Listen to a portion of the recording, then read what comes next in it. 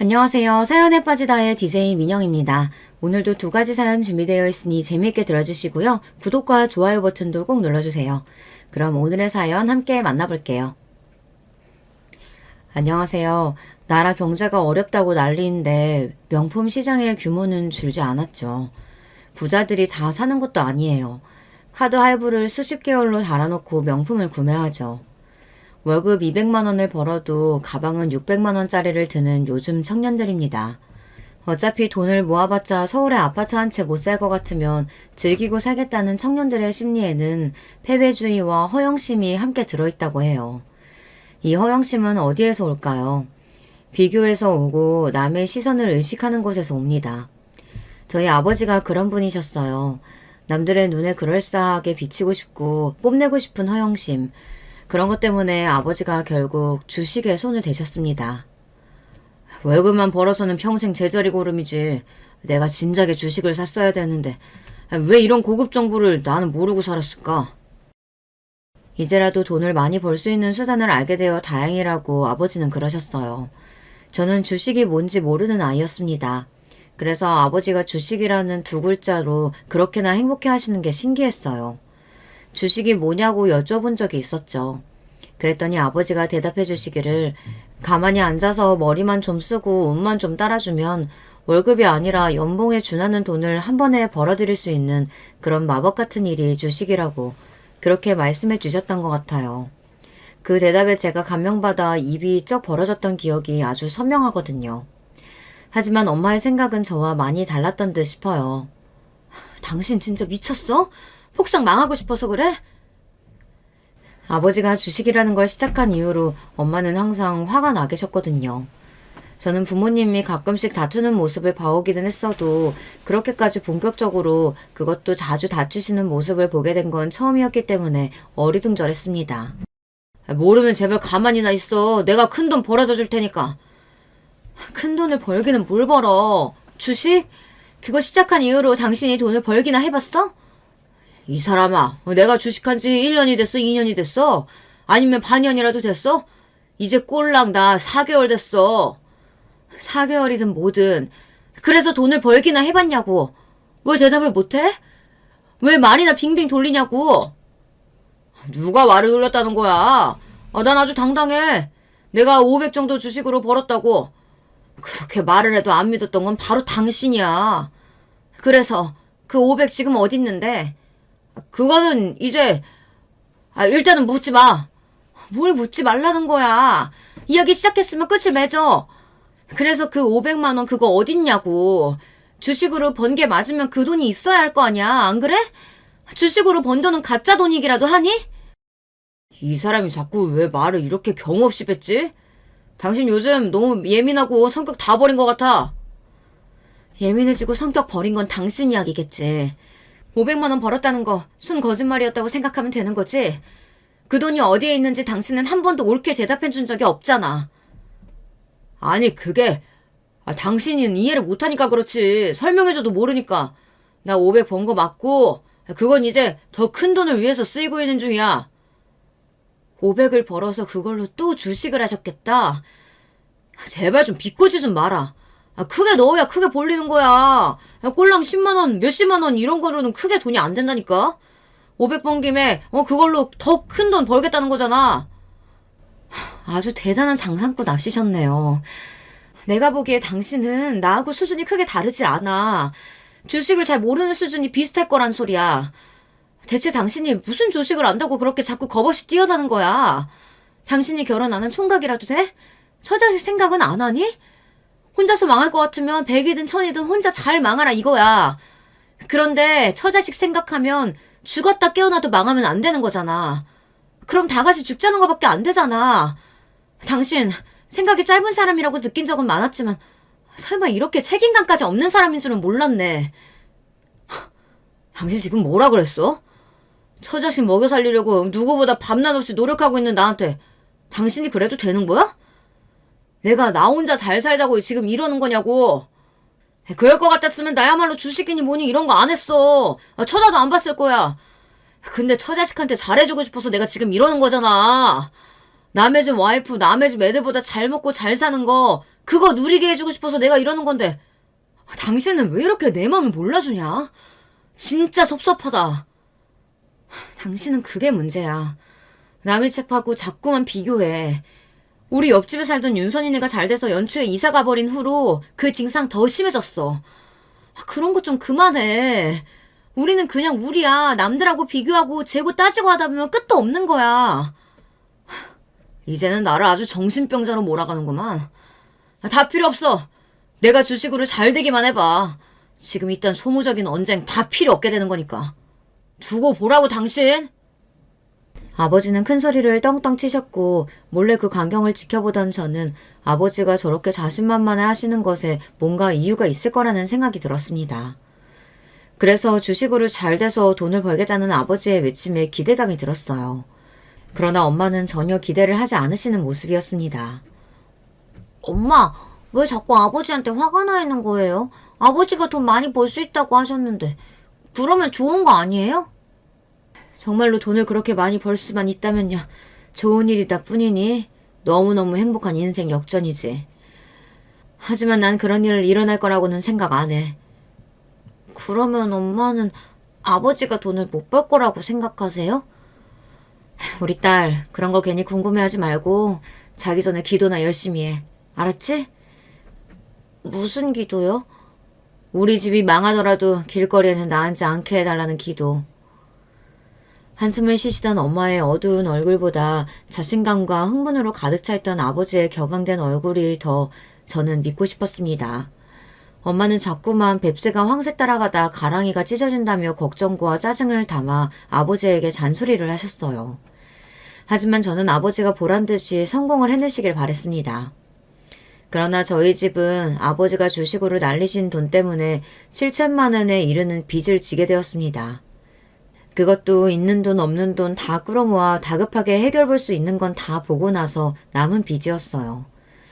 요즘 기준으로도 7천만 원이 까마득한 거액인데 그 당시의 기준이었으니 얼마나 막막한 금액이었는지는 설명 안 해도 되리라 믿습니다.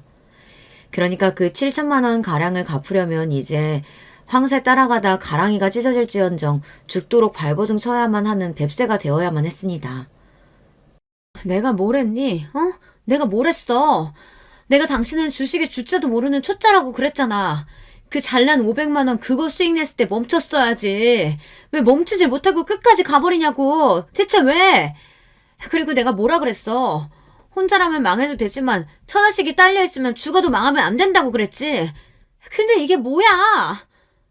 누가 이렇게 되고 싶어서 이렇게 됐냐? 나도 잘 되고 싶었어. 성공할 줄 알았다고. 근데 망한 걸 어떡해. 내가 당신이 주식한다는 거 처음 알았을 때 왜 그렇게 싫어했던 줄 알아? 왜 그렇게 기를 쓰고 반대를 했을까? 그건 바로 당신의 허영심 때문이야. 우리보다 못 쓰는 사람들은 그 눈에 보이지도 않고 그저 우리보다 잘 사는 사람들만 그 눈에 담으면서 자꾸 그렇게 되고 싶어 했으니까. 닿지도 못할 이상만 꿈꾸면서 허상 속에 사는 사람이었으니까. 내가 그런 당신 잘 알았기 때문에 결국엔 일을 그르칠 거란 거 예상했어. 그래서 미친 듯이 주식하는 거 말리고 싫어했던 거야. 근데 지금도 한번 봐봐. 당신은 아직도 정신 못 차렸잖아. 근데 지금도 한번 어디 봐봐. 당신은 아직도 정신 못 차렸잖아. 잘난 놈들 부러워하고 배 아파하고 그렇게 되고 싶어한 거 그게 죄냐? 당신은 당신 형이 허세만 부리다가 어떻게 망했는지 그걸 다 봐놓고도 이러는구나. 정말 답이 없다. 내가 당신하고 더 살아야 될 이유를 못 찾겠다. 이 집도 이제 정리하게 된 마당인데 그냥 우리 부부관계도 이쯤에서 정리하는 게 어때? 그 편이 낫지. 나 혼자서 급이 떠안고 뒤지라는 거야? 사람이 어쩌면 그렇게 냉혹할 수가 있냐? 죽어도 같이 죽는 게 부부 아니냐고. 애정이 없으면 의리라도 있어야지. 정말 너무하잖아. 아버지는 빚을 같이 갚아야 하는 거 아니냐며 따지셨습니다. 그 앞에서 엄마는 정말 너무한 건 바로 당신 아니냐며 응수하고 계셨고요. 큰돈을 벌고 마시겠다던 아버지의 자신감은 온데간데 없이 사라져 있었고 악에 바친 울분만이 그 자리에 대처하고 있었습니다. 저는 이게 다 어떻게 된 비극일까 싶어 그때부터 힘이 좀 빠졌던 것 같아요. 갚아야 될 빚 때문에 이 집에서도 더 이상 살 수가 없었으니 집에 있어도 자꾸만 슬프고 힘든 기분만 들었습니다. 아버지가 주식으로 돈을 날리셨다는 소식에 친가 쪽은 침묵을 지켰고 간간히 깊은 한숨만 쉬었습니다. 반면에 외가는 분노를 터뜨리셨고 갈 데 없으면 와서 살라고 하셨습니다. 살던 집이 정리되고 저는 외할머니께서 계신 외갓집에 가서 지내게 되었어요. 엄마도 함께였는데요. 밤낮 없이 돈을 벌기 위해 바빠지셔서 얼굴을 보고 대화할 일이 드물어졌습니다. 그리고 아버지는 함께가 아니었습니다. 어디에 계신지 궁금했어요. 하지만 돈을 버시느라 너무 바빠서 같이 지낼 수 없다는 대답만 들었습니다. 그러다가 어느 날 저를 딱하게 보신 외할머니께서 진실을 알려주시기를 아버지가 당신 본가인 제 친가에서 지내고 계신다고 하셨습니다. 자식들이 죄의 그 모양이니 그 양반들도 참 안 됐어. 혀를 끌끌 차신 외할머니께서는 다른 이야기도 들려주셨는데 그건 바로 아버지의 친형, 그러니까 제 큰아버지 또한 과거에 돈을 크게 날리신 적이 있었다는 사실이었어요. 큰 돈을 벌려고 하시다 그렇게 된 거였다고요. 고향 친구분들의 성공을 보고 자극받으신 나머지 무모한 도전을 하셨다 망하신 거죠. 차라리 자기 혼자 너무 잘 되고 싶어서 그런 마음에 무모하게 굴었던 거라면 이해라도 되지만 다른 사람이 성공해서 잘 사는 모습을 보고 너무나도 배가 아파 자기도 그렇게 될 수 있다고 위대한 신념을 가지고 무모하게 굴었다고 그러다가 크게 실패를 겪은 모습은 동정표를 얻기도 힘든 거라며 외할머니께서는 그리 씁쓸한 사족을 덧붙이셨습니다. 듣다 보니까 큰아버지나 저희 아버지나 비슷한 구석이 있는 것 같더라고요. 형제끼리 그런 점이 닮은 모양이었습니다. 만약에 큰아버지가 그렇게 무모한 일을 벌리지 않으셨다면 지금쯤 어땠을까? 우리 아버지가 괜히 허영심을 안고 주식만 하지 않으셨다면 나는 지금쯤 내 방 침대 위에 누워 있었겠지. 하지만 내 방도 내가 좋아하던 그 침대며 이불도 이제 영원히 나한테는 돌아오지 않아. 잃는다는 건 바로 이런 거구나. 저는 이제 사춘기에 접어들고 있던 중학생이었고 밤낮 없이 일 때문에 피곤해서 눈밑이 퀭한 상태였던 엄마는 저와 여유롭게 마주 앉아 대화를 나눠주실 틈도 많지 않았어요. 그럼에도 저에게 이런 조언만은 꼭 남겨주셨어요. 우리 예쁜 딸, 엄마가 부잣집에서 낳아주지 못해서 미안해. 능력 있는 부모 밑에서 자랐다면 우리 딸이 지금쯤 더 행복하고 즐겁게 하고 싶은 거 다 하고 배우고 싶은 거 다 배우면서 그렇게 지낼 수 있었을 텐데. 그치? 하지만 그런 가정만 하면서 슬퍼하다 보면 사람이 무기력해지는 법이고 자꾸 부정적인 생각만 하면 현실에 만족하지 못하게 된다는 거야. 다른 게 불행이 아니야. 남과 비교하면서 나를 불행하다고 여기는 게 바로 그게 불행인 거지. 엄마, 아버지 때문에 그러세요? 나는 우리 딸이 자기 아버지만큼은 절대 안 닮았으면 좋겠어. 때로는 막막하고 힘들고 억울하고 화려하고 멋진 고층 빌딩을 바라보면서 왜 저기에 속할 수 없느냐며 좌절하게 되는 순간이 있겠지만 그걸 다 이겨내야 돼. 아니, 이기려고 하지 말고 아예 무시를 해야 돼. 자기만의 길을 가고 자기만의 인생을 개척하면 살면 되는 거야. 사람이 분수를 알고 분수에 맞게 살아야 한다는 소리가 괜히 있는 게 아니라는 걸 우리 딸이 살면서 절대 잊지 말았으면 좋겠어. 남들 눈에 멋져 보이는 거? 그거 그렇게 중요하지 않아. 내 자신이 스스로가 만족하면서 멋진 하늘을 보냈다면 그걸로 된 거야. 남의 시선이 뭐가 그렇게 중요하니? 저는 왠지 그렇게 말씀을 해주실 때마다 고단해 보이는 엄마의 얼굴에서 괜스레 눈물이 얼핏 보이는 것 같은 착각이 들었습니다. 그래서 꼭 그렇게 하겠다고 매번 약속을 드릴 수밖에 없었어요. 자식에게 분수에 맞춰서 살라고 조언해주는 부모가 세상에 몇이나 있을까요? 그리고 그런 조언을 끊임없이 해주기까지 얼마나 많은 가슴앓이가 있었을까요? 저는 아버지의 일 때문에 신경쇠약에 걸리실 것 같은 엄마의 말씀을 제가 들어드리고 제가 따름으로써 효도를 해야겠다고 다짐했습니다. 남편이 금요왕인데 자식마저 꼴통이면 그건 엄마한테 너무 가혹한 일이잖아요. 그래서 중학생이었던 저는 인생의 표지판에 큰 글자로 담백하게 살자 이렇게 새겨놓았습니다. 저는 학창시절을 보내는 동안에도 괜한 곳에 돈 한 푼 쓰지 않았어요. 집에 돈이 있어야 용돈도 뜯어내는데 돈이 없으니 자동으로 근검절약을 할 수 있었던 게 비결이라면 비결입니다. 교복이 뜯어져도 수선집에 맡기는 게 아니라 외할머니의 솜씨를 기대하고 지우개가 새끼손톱만 해질 때까지 쓰고 표지가 질린다는 황당한 이유로 아직 쓸 종이가 많이 남은 필기장을 친구들이 버리라는 걸 그걸 받아서 썼어요. 제가 그렇게 학교를 다녔습니다. 저는 친구들 사이에서 별명이 구질이었어요. 구질구질하게 아껴서 산다고요. 처음에는 그 별명이 놀림과 조롱만 가득했으나 시간이 지나면서 저만의 개성이 되고 말았습니다.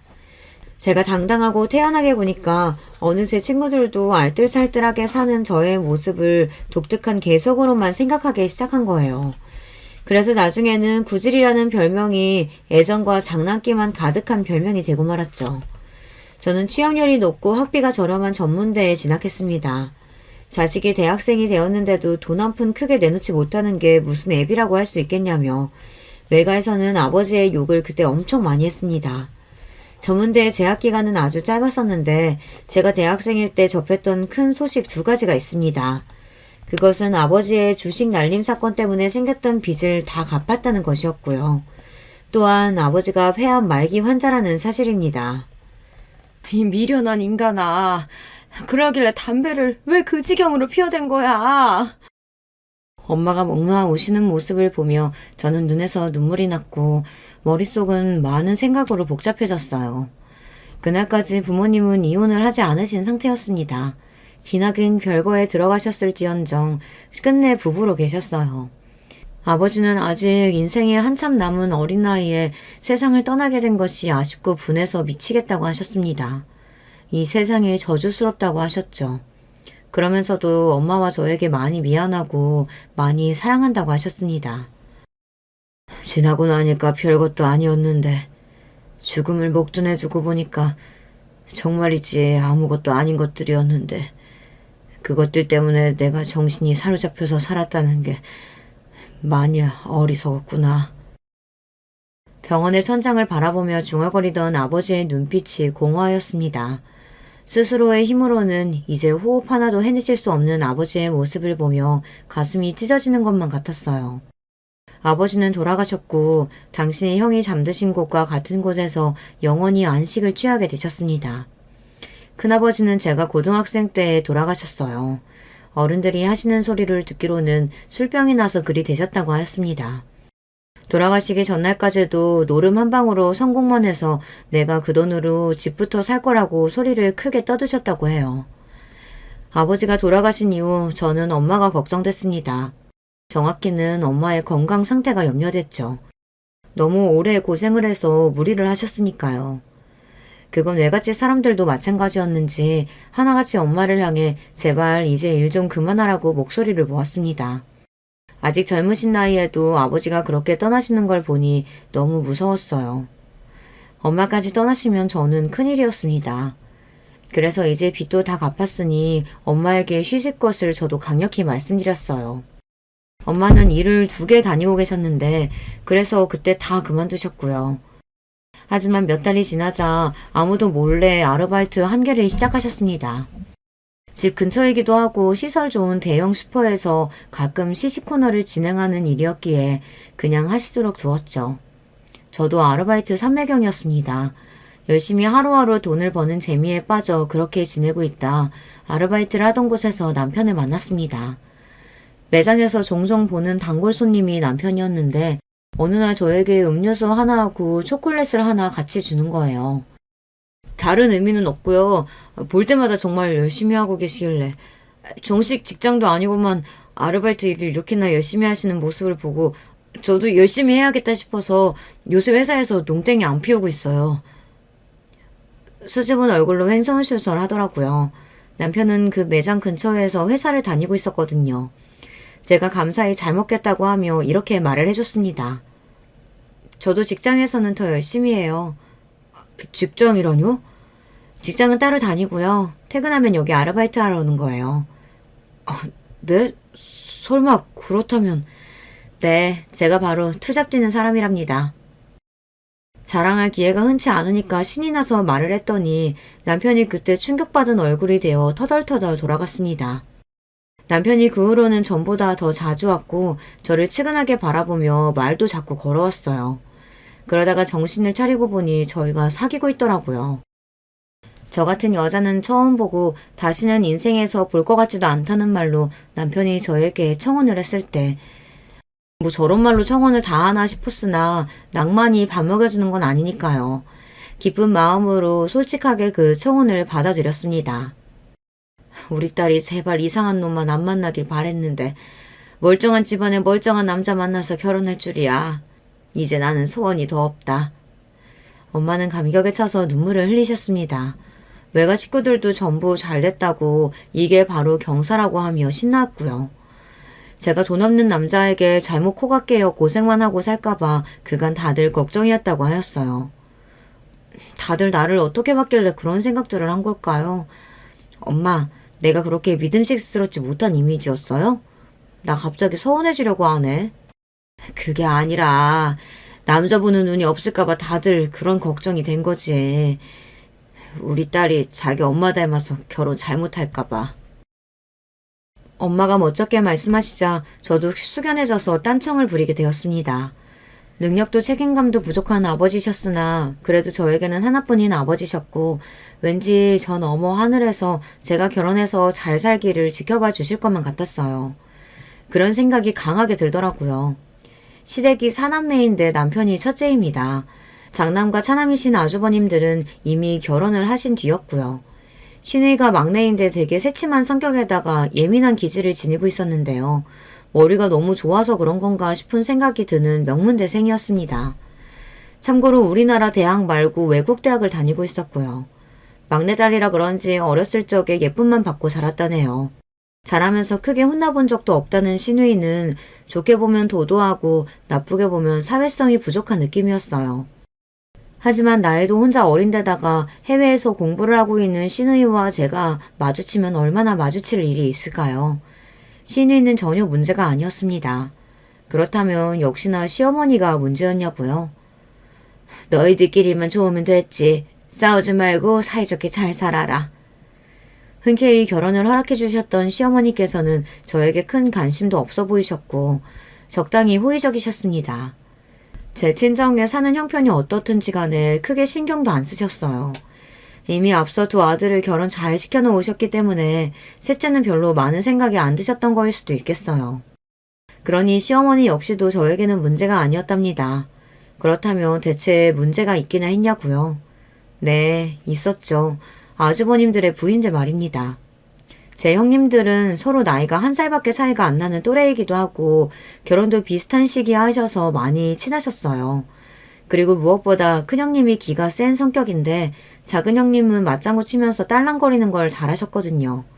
정말 잘 맞는 쿵짝 조합이었습니다. 이렇게만 설명하니까 제가 두 분을 많이 비꼬는 느낌인데요. 제가 형님들 사이에서 겪은 일화들을 이제부터 소개해 드리겠습니다. 저는 솔직히 생각을 깊고 심각하게 하는 사람이 아니에요. 되도록 긍정적이고 가벼운 생각만 하려고 하는 사람인데다가 좋은 게 좋은 거라고 여기는 편이죠. 이런 저는 당연히 형님들이 어떤 분이든 간에 무조건 잘 지내볼 생각밖에 없었죠.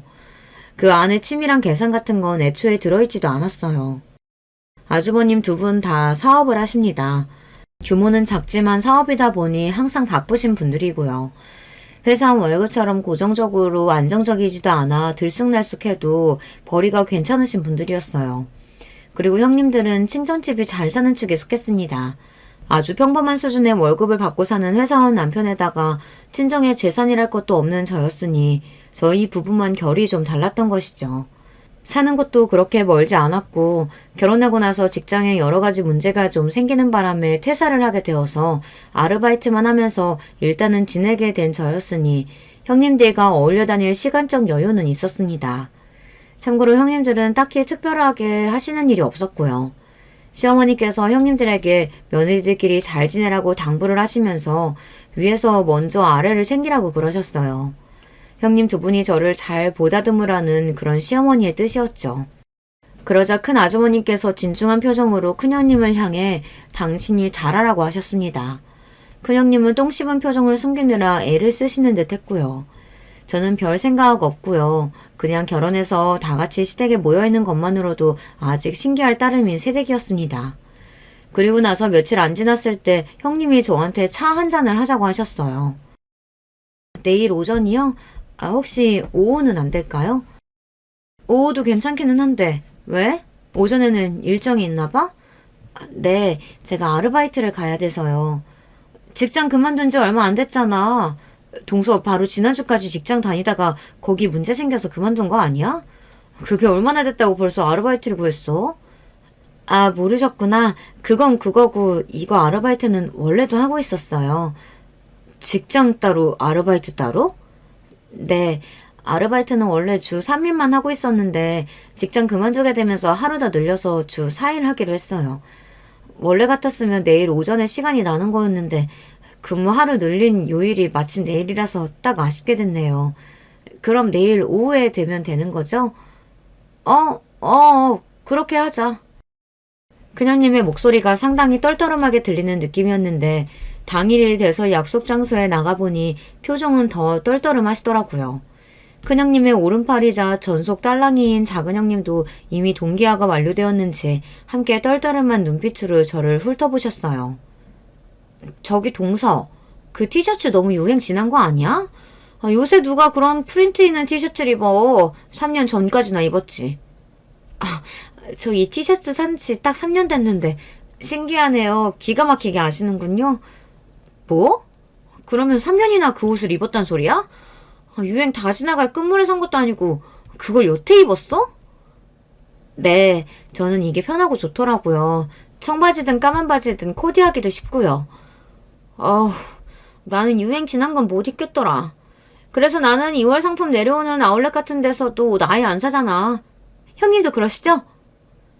작은 형님이 떨떠름한 눈빛으로 저를 훑어보시며 핀잔을 내뱉으시다가 돌연 부드러운 목소리로 큰형님을 향해 물으시더라고요.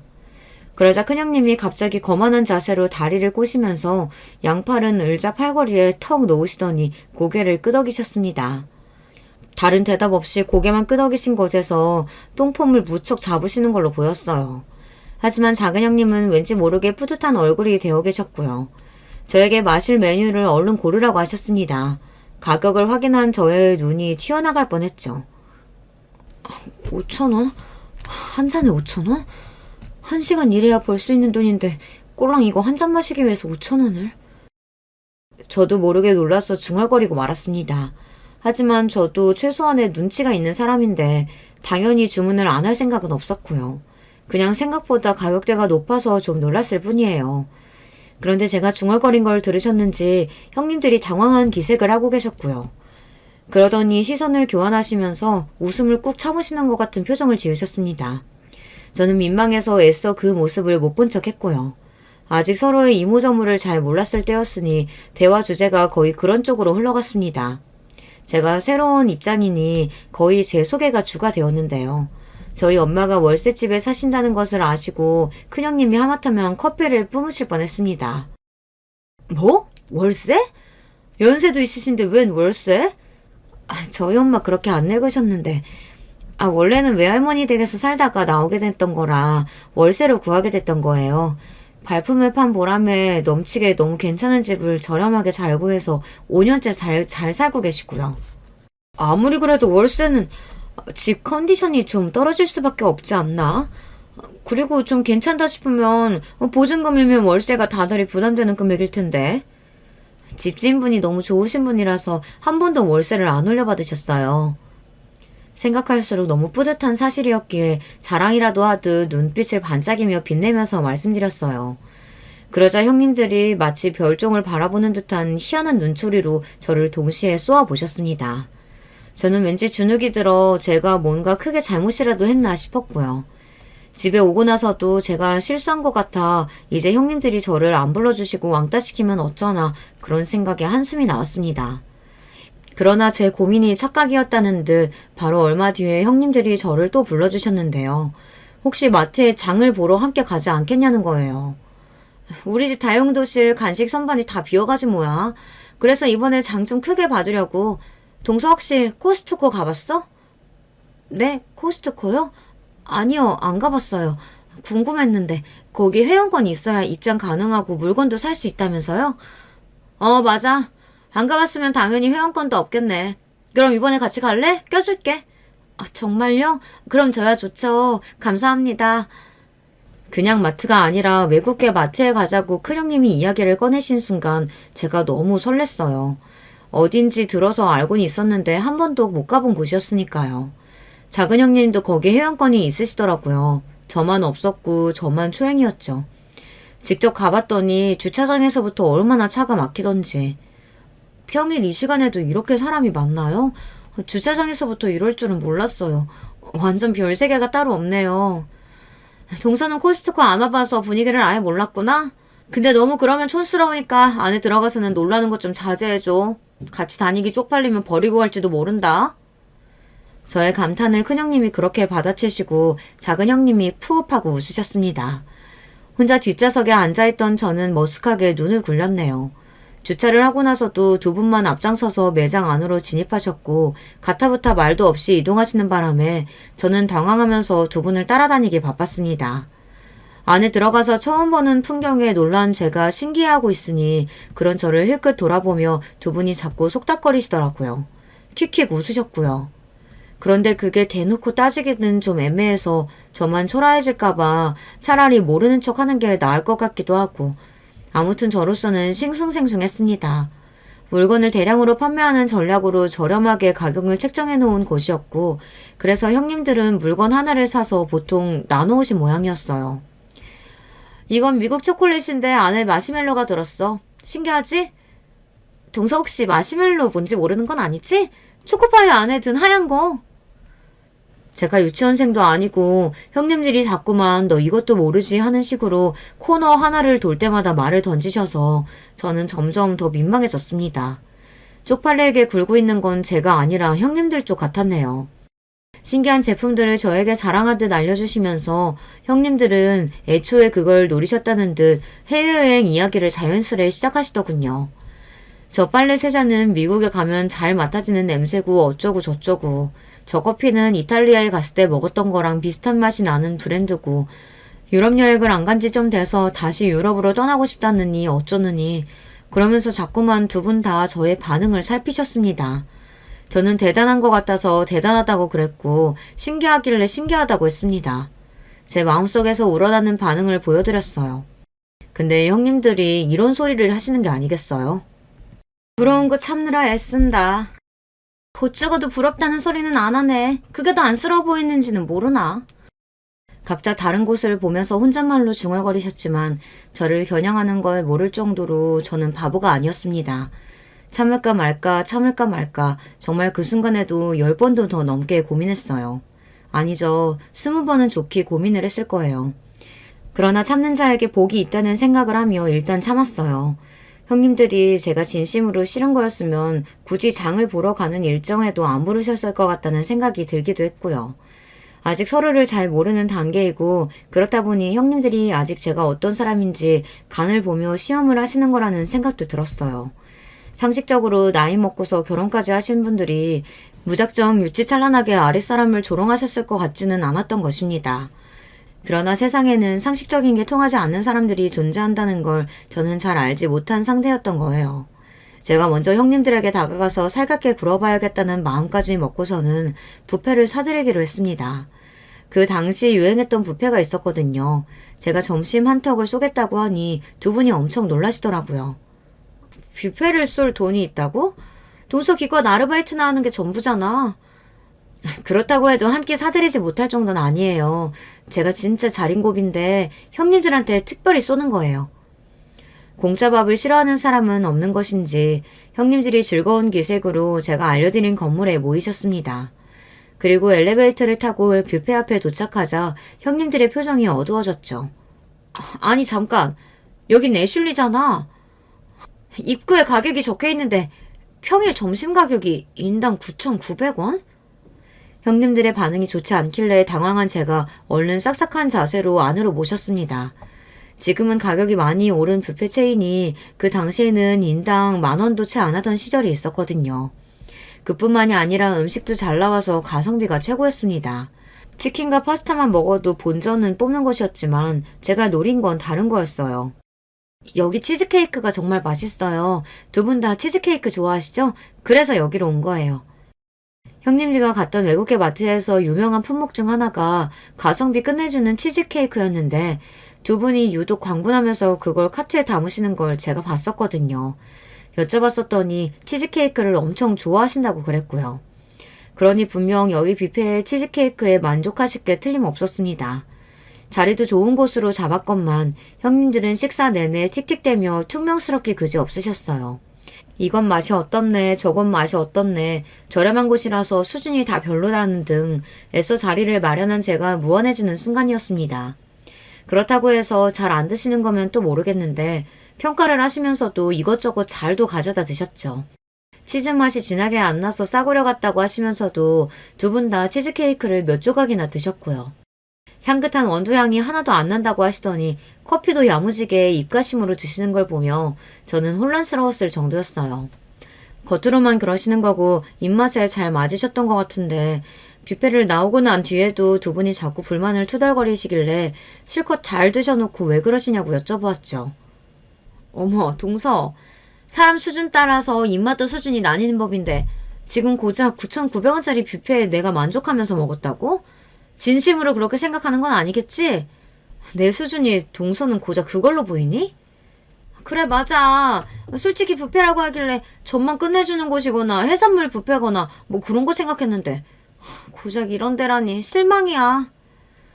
형님들이 차례를 쏘아붙이시자 저는 울컥했습니다. 제 딴에는 형님들한테 맛있는 거 대접해드리고 싶어서 여기로 온 거예요. 그리고 저는 여기가 정말 올만한 곳이라고 생각해서 결정을 했던 거고요. 저 진짜 한 푼도 허투루 쓰지 않는 사람이라 솔직히 여기 가격이 그렇게까지 폄하당할 정도로 저렴한 건진 모르겠어요. 제 마음이며 정성도 있는 건데 형님들이 너무 무시하시니까 속상하네요. 동서, 역지사지를 해봐야지. 누가 동서한테 맛있는 케이크 사준다고 해놓고 여기 내려와서 자, 여기 디저트 코너에 가서 케이크 실컷 먹다가 가요. 이러면 기분이 안 나쁘겠어? 네? 저는 기분이 안 나쁠 것 같은데요. 뭐? 말도 안 돼. 그게 왜 기분이 안 나빠? 뷔페 케이크라니 성의가 없잖아. 그치만 저를 생각해서 준비해준 거니까 그 사람의 정성이 더 우선 아닐까요? 뭐가 됐든 해주려고 하는 마음이 고마운 건데요. 저는 그 순간 솔직하게만 답해버리고 말았어요. 그러자 큰형님이 분에 가득 찬 눈빛으로 저를 째려보셨고 작은형님이 그 옆으로 가서 딱 붙더니 이내 한 세트가 되어서 저를 째려보셨어요. 눈에서 레이저라도 나올 것 같은 두 분을 상대하고 있자니 저는 점점 식은땀이 날 정도로 당황스러워졌고 그날은 어영부영 헤어지고 말았습니다. 형님들과 수준 차이도 나고 성격 차이도 나고 그래서 영 안 맞는 것 같다고 남편에게 고민을 털어놓았어요. 처음엔 다 어려운 법이지. 시간이 지나면 그래도 차차 나아질 거야. 나는 당신 믿어. 그랬더니 남편이 교과서적인 모범 답안을 내놓았는데요. 저는 저보다 남편이 더 해맑고 긍정적인 사람인 것 같다는 생각이 들었습니다. 에라 모르겠다 싶어서 저도 너무 생각을 깊이 하지 않기로 했고요. 얼마 뒤 시댁에 다들 모였을 때 곧 저의 생일이 다가온다는 이야기가 가볍게 나왔습니다. 그러자 형님들이 제 쪽을 보시며 여자들끼리 따로 모여서 가볍게 축하라도 해도 좋겠다고 웃어주셨어요. 전에 없이 넉살 좋은 미소를 지으시길래 저도 모르게 기대가 되었습니다. 앞으로 형님들과의 관계가 넉살 좋게 잘 풀릴 것만 같았죠. 그런 예감이 들어 남편에게도 그런 소리를 막 떠들었고요. 하지만 제 착각이었나 보더라고요. 바로 이틀 뒤에 남편이랑 시댁에 들릴 일이 있었거든요. 그런데 시댁에 있을 때 형님들의 연락을 받았어요. 시댁 바로 근처에 있는 큰 카페에 와 있으니 잠시 저보고 나오라고 하셨습니다. 제가 어리둥절하면서도 괜한 기대감을 가지고 나가봤더니 구석자리에서 형님들이 저를 기다리고 계셨고 테이블 위에는 초코파이가 놓여 있었습니다. 우리나라 사람들이라면 다 아는 바로 그 과자 말이에요. 초코파이 12개가 들은 상자 어떤 건지 다 아시죠? 그 상자가 받침대 역할을 하고 있었고 포장 껍질을 다 벗겨낸 초코파이 12개가 쌓여 있었으며 황당하게도 제일 위에 놓인 초코파이에는 초가 꽂혀져 있다는 사실이었어요. 저를 발견하신 작은 형님이 얼른 그 초에 불을 붙이셨고요. 당황한 제가 천천히 다가가자 형님들은 생일 축하 노래를 부르기 시작하셨습니다. 그러니까 저게 제 생일 케이크랍시고 형님들이 준비하신 거였어요. 근데 뭐가 그렇게 재미있고 웃기신 건지 노래를 다 부르지도 못하시고 도중에 박장대소를 하셨습니다. 제 굳은 얼굴을 지적하시는 것도 아주 유쾌한 목소리로 하셨고요. 짜잔! 미국 과자보다 더 맛있는 초코파이. 미국 마시멜로보다 이쪽이 더 맛있거든. 우리가 양쪽 다 먹어봐서 알지. 그래서 동서한테는 제일 맛있는 걸로 준비해본 거야. 동서를 생각하는 우리 마음 느껴져? 초코파이 한 상자는 가격 얼마 안 하지만 정성이 중요한 거잖아. 가격은 상관없지? 명백하게 형님들은 저를 배우고 계셨습니다. 저한테 왜 이러시는 거예요? 제가 뭘 잘못했나요? 저는 두 분에게 진심이었는데 그 진심을 가지고 두 분은 저를 조롱하시는군요. 제 말을 듣자마자 형님들이 피식 웃으셨어요. 이윽고 큰형님의 입에서 나온 소리에 제 심장이 쿵 떨어졌습니다. 차이가 너무 나서 아예 상대 안 해줄까 싶었는데 반응이 하도 웃기고 황당해서 우리가 잠깐 놀아준 것 뿐이었어. 그런데 장단 좀 맡아줬다고 해서 신나하던 그 꼬라지가 정말 웃기더라고. 그것도 모자라서 가짜게 나대는 모습은 정말 꼴불견이었고. 작은 형님은 옆에서 고개를 크게 끄덕이며 맞장구를 치셨어요. 단 한순간도 저를 진심으로 대하신 적이 없었던 두 분이었습니다. 저는 그런 줄도 모르고 혼자 이런저런 고민을 해왔다니 망연자실한 저를 조롱하며 두 분은 초코파이 위에 초농이 다 떨어져서 어떡하냐며 낄낄대셨어요. 바로 그때 놀랍게도 남편이 곁으로 다가왔습니다. 시댁에서 나설 때 형님들이 불러서 얼른 잠깐 다녀오겠다고 제가 그랬었거든요. 남편이 저를 뒤따라왔던 모양이었어요. 초코파이 위에 초가 꽂혀진 걸 보고서 장난 이벤트인 줄 알았는데 그게 아니라 작정하고 이러셨다고요? 형수님들 지금 뭐 하시는 겁니까? 남편이 무섭게 목소리를 내리깔았고 작은 형님이 주춤하면서 큰 형님 뒤로 슬그머니 빠졌습니다. 대장은 큰 형님이라 이거죠. 우리 동서가 너무 경우 없이 굴길래 그게 얼마나 경우 없는 짓인지 알려주려고 이런 거예요. 잘했다는 건 아니지만 먼저 공격이 들어왔으니까 대응한 것 뿐이라는 걸 알아주셨으면 좋겠네요. 공격이요? 무슨 공격 말입니까? 정말 어이가 없네요. 형수님들, 여태까지 그 온갖 유세 다 떠시는 동안 이 사람한테 돈이라도 잘 써주셨나요? 형수님들한테 이 사람이 뭘 받아본 게 하나가 없던데요. 코스트코인지 거기 가서도 본인들 것만 사셨잖아요. 그래놓고서 뭘 그렇게 당당하십니까? 안 부끄러우세요? 당장 사과하세요. 먼저 공격한 쪽에서 사과하면 이쪽도 사과할게요. 그렇게 나오시겠다. 그러면 제가 공격이 뭔지 제대로 보여드리겠습니다. 형수님들 남의 시선 엄청 의식하시죠? 그래서 이 사람의 사고방식이나 드러나는 행동 같은 게 본인들 기준에서 창피하다고 여겨져서 일부러 이 사람 배척하고 망신 주신 거죠? 그런데 형수님들, 이런 유치한 짓거리 하시기 전에 본인들 옆에 있는 남자들부터 의식을 하셨어야 했던 거 아닐까요? 네? 갑자기 그게 무슨 말이에요? 잘 들으세요. 형들한테 여자가 있습니다. 몇 명인지는 저도 모르고요. 사업 핑계로 갑자기 약속이 잡혔다거나 업무상 만나야 하는 사람이 있다거나 이런 소리 형들이 자주 하죠. 다 여자 만나서 그러는 거예요. 표정이 마치 귀신이라도 본 것처럼 변하시는데 아직 놀라시긴 이릅니다. 형님들이 같은 여자를 공유하기도 하거든요. 그게 무슨 뜻인지 아시죠? 술집 여자하고도 놀아난다는 뜻입니다. 그것도 엄청 자주. 작은 형님이 휘청거리며 자기 앞에 있던 큰 형님을 밀치고 말았습니다. 그리고 큰 형님은 테이블 위에 올려진 초코파이 케이크에 얼굴을 세게 박으셨습니다. 지문개진 초코파이와 큰 형님의 얼굴에 달라붙은 촛농 자국을 바라보던 저는 웃는 대신 크게 한숨이나 쉬었는데요. 그 편이 형님들의 자존심을 더 효과적으로 짓누른 느낌이었어요. 형님들이 온몸을 덜덜 떨면서 힘겹게 카페를 빠져나갔거든요. 남편에게 자세히 따져 묻고 자시고 그럴 정신머리가 안 남아있다는 거였겠죠. 그런데 정말이야? 아주버님들이 진짜 물란하게 바람이 나셨어? 나도 정확히는 몰라. 하지만 무조건 사실이긴 해. 왜냐하면 형들이 술 취해서 떠드는 소리를 내가 작년에 똑똑히 들었거든. 듣고 놀라서 그 이후로 살짝 떠본 적도 있었는데 여자가 따로 있는 건 정황상 맞더라고. 형들이 나한테 입담석 부탁했고 내가 형수님들이랑 전혀 친하지 않는 데다 함부로 가정의 평화를 깰 수도 없어서 가만히 있었을 뿐이야. 남편이 태연하게 대답하는 것에 저는 어처구니가 없었는데 어쨌든 저를 위해 눈 뒤집어져서 나서준 게 고맙기는 하더라고요. 아주버님들은 당연히 난리가 났습니다. 야, 네가 우릴 배신해? 무슨 배신? 나는 그쪽에서 먼저 공격하기를 받아준 것뿐인데 세상 천지에 자기 아내가 모욕당하는 걸 보고 가만히 있는 남자가 어딨냐? 일단 나는 아니야. 나는 못 참아. 남의 시선 더럽게 의식하고 뽐내는 걸 좋아하는, 있어 보이는 척 하는 걸 목숨처럼 여기던 형님들인데 자기 남편들이 더럽게 바람이 난 상태였다니 등장 밑이 어두웠다는 생각으로 둘 다 충격을 크게 받았습니다. 둘 다 성격들이 좀 있는지라 각자 남편들 사업장으로 가서 일단 깽판부터 쳤거든요. 혹시 상간녀가 거기 있을까 봐서요. 그러는 바람에 소문만 나게 되었습니다. 효과만 더 안 좋았네요. 별가에 들어가고 이혼 소송 개싸움을 시작하고 상황이 아주 대단해졌습니다.